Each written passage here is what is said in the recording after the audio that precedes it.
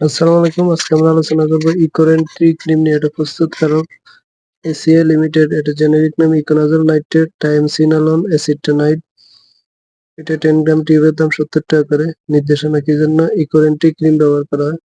এটা সাধারণত ডাক্তারগণ দিয়ে থাকেন অ্যালার্জি, চুলকানি, দাউদের চুলকানি, এছাড়াও eczematous, mycosis, psoriasis, tinea pedis, tinea cruris, tinea পূর্বরিস, ইনফ্লামেটরি ইন্টাইটিগো, ডায়াপার ডার্মাটাইটিস।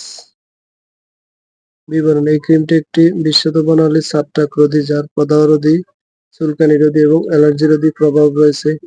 এই ক্রিমটি একটি শক্তিশালী ছত্রাকনাশক ইকোনাজল নাইট্রেট এবং ব্যাকটেরিয়া রোধী কার্যকারিতাকে উদ্বুদ্ধ এবং মারাত্মক প্রদাহকে প্রশমিত করার লক্ষ্যে টাইমসিনোলন এসিটেনাইড এর সমন্বয়ে প্রস্তুতকৃত বলে গ্রাম পজিটিভ জীবাণু এবং ছত্রাকের মিশ্র সংক্রমণ একজিমা পুনঃপ্রদায়ে উল্লেখযোগ্য প্রভাব রায় এবং ত্বকের বাজে ব্যাকটেরিয়াজনিত প্রদাহ বিশেষ কার্যকারিতা প্রদর্শন করে। মাত্রা ও সেবন বিধি: ইকোরেন্ট ক্রিম ডাক্তারগণ দিনে 2 বার দিয়ে থাকেন, সকালে 1 বার এবং সন্ধ্যায় 1 বার। এছাড়া চিকিৎসকের পরামর্শ অনুযায়ী সেব্য। পার্শ্ব প্রতিক্রিয়া: সাধারণত চুলকানি, জ্বালাতন ও লালচে ভাব দেখা দিতে পারে।